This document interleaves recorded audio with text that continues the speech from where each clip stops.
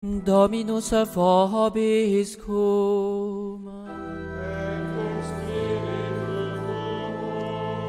Sequentia sancti Evangelii secundum Marcum.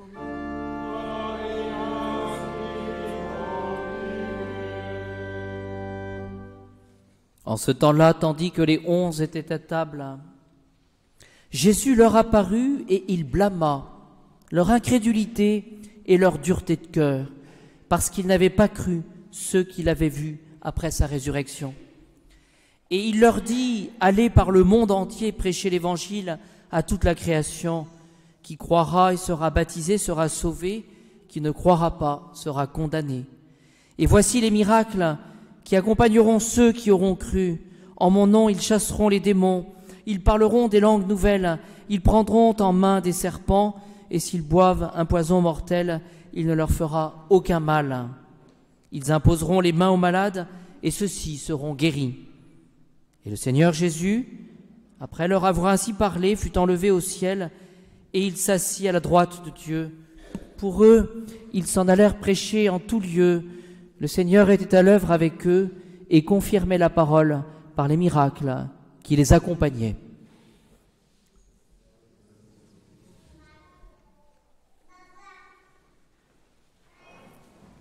Au nom du Père, du Fils et du Saint-Esprit, ainsi soit-il. Ce que je retiens de l'Évangile, ce sont ces paroles de notre Seigneur. Allez par le monde entier, prêcher l'Évangile à toute la création. Qui croira et sera baptisé sera sauvé. Et la conclusion est la suivante. Le Seigneur était à l'œuvre avec eux et il confirmait la parole par les miracles qui les accompagnaient. Cette présence de Jésus, cette assistance de Jésus, et finalement ce qu'il faut demander aujourd'hui pour nous, c'est d'entrer dans le mystère de cette ascension de Jésus. Vous voyez, résurrection, ascension, descente du Saint-Esprit. Et ce que nous voyons, c'est que le Christ Jésus nous assiste, il est présent justement pour que nous soyons les témoins de cette ascension du Christ. Voilà. Ce que le Seigneur nous demande finalement aujourd'hui, c'est de porter notre regard vers le ciel, voilà, et de ne pas nous attacher ici-bas. Alors, nous avions au bréviaire ce matin cet invitatoire. L'invitatoire, c'est la première prière avant de réciter les psaumes. Honneur au Fils de l'homme, alléluia, il nous introduit près de Dieu, alléluia. Ce qu'il faut comprendre par cette prière, c'est que finalement le Christ Jésus, s'il monte au ciel, il nous invite nous aussi, puisque nous sommes dans le Christ par la grâce, à monter au ciel. Et donc, il s'agit, voyez-vous, de bien préciser les termes de notre existence. Bien sûr, nous avons à vivre dans le monde, sans être du monde, mais nous devons déjà préparer, d'une certaine manière, notre éternité. Honneur au Fils de l'homme, alléluia, il nous introduit près de Dieu, alléluia. Et nous avions cet hymne, vous qui dormez, réveillez-vous, la nuit émet le signe de l'époux, il vient chercher le peuple de croyants, amour de gloire au Dieu vivant. Vous voyez ? Et ce que nous pouvons retenir dans cette prière, c'est cette idée du signe. Vous voyez ? Cette fête de l'Ascension est une invitation à construire notre vie pour le ciel, pour notre éternité, mais à construire notre vie en fonction de cette réalité du ciel. C'est-à-dire que finalement, toute cette partie de vie spirituelle, de prière, du bien que nous faisons, de ce que nous pouvons semer tout autour de nous avec cette dette de Jésus, eh bien c'est déjà construire le ciel, et le Seigneur, cela nous le demande. Construire avec le ciel. Vous voyez, aujourd'hui, si je viens prier, si je viens assister à cette messe, c'est bien pour que tous ensemble, nous nous tournions vers le ciel. Au bréviaire, toujours, nous avions cette lettre aux Éphésiens, au chapitre 4 que je vous invite à relire. Il est monté sur la hauteur, emmenant des prisonniers, il a fait des dons aux hommes. Il est monté sur la hauteur, ascension, emmenant des prisonniers. Vous voyez, en lisant et en priant ce matin ce terme de prisonnier, eh bien nous touchons la réalité finalement de ce fil à la patte que nous avons du péché. Regardons comme nous avons du mal à nous départir du péché. Souvent, nous voudrions prier, nous voudrions suivre le Christ, mais nous avons cette pesanteur du péché, ou pour dire les choses autrement, nous avons cet esclavage du péché. Eh bien, le Seigneur Jésus aujourd'hui nous aide justement à nous débarrasser de cette pesanteur du péché, et il nous donne tout ce dont nous avons besoin justement pour gagner le ciel. Et quels sont ces dons? Il le précise. Ce sont d'abord, pour les dons faits aux hommes, les apôtres, les prophètes, les missionnaires de l'Évangile, et saint Paul conclut, ceux qui enseignent. Vous voyez, qu'est-ce qu'il y a de commun entre les apôtres, les prophètes, les missionnaires, ceux qui enseignent, et donc chacun de nous par le baptême? Qu'est-ce qu'il y a de commun en cela? C'est le témoignage. Le témoignage de ce que nous suivons le Christ, c'est pour cela que nous sommes chrétiens, et que nous le suivons dans sa passion, dans sa mort, dans sa résurrection. Il ne faut pas avoir peur d'annoncer la résurrection du Christ Jésus. Il est vivant, et de son ascension dans le ciel.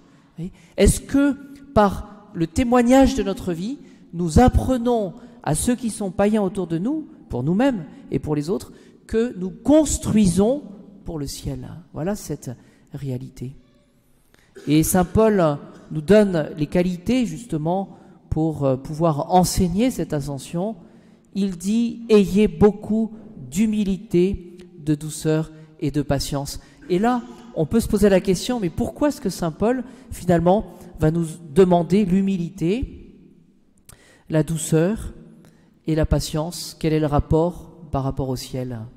Humilité, douceur et patience. Quel est le rapport? Celui qui est humble, il a besoin du bon Dieu. Celui qui est doux, il fait confiance au bon Dieu. Ce n'est pas sa propre colère qui va emporter les choses, mais il va faire confiance en la puissance du bon Dieu. Et la patience, c'est qu'on sait attendre et on sait construire pour le ciel. Parce que j'aime à le répéter cela, et saint Paul le dit, supportez-vous les uns les autres avec amour. Pourquoi? Parce que lorsque nous serons au ciel, nous serons certainement très étonnés avec notre jugement de voir que telle personne, elle est au ciel à côté de vous. Parce que regardons les jugements que nous faisons souvent. Alors c'est toujours dans le même sens. Moi, je vais aller au ciel.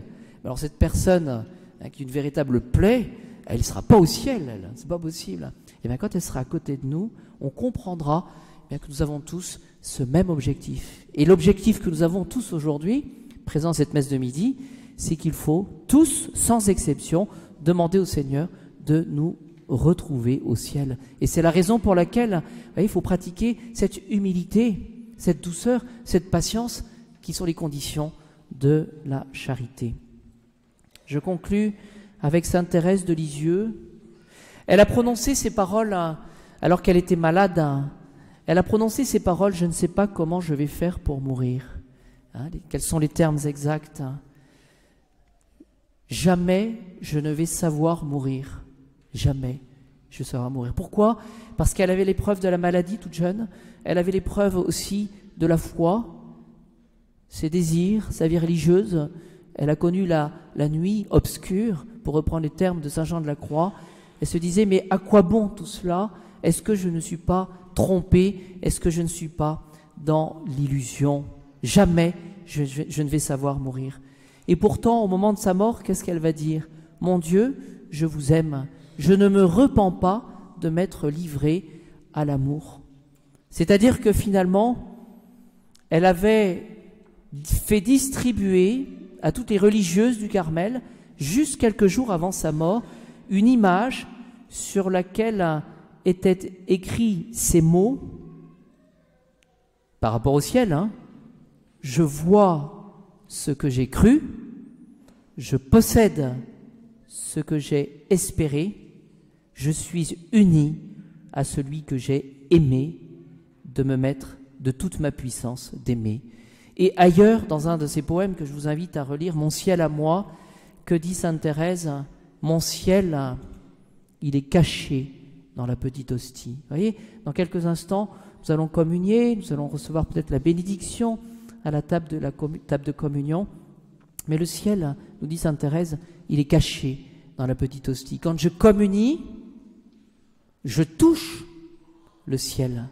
Oui, je goûte le ciel et je m'attache au ciel.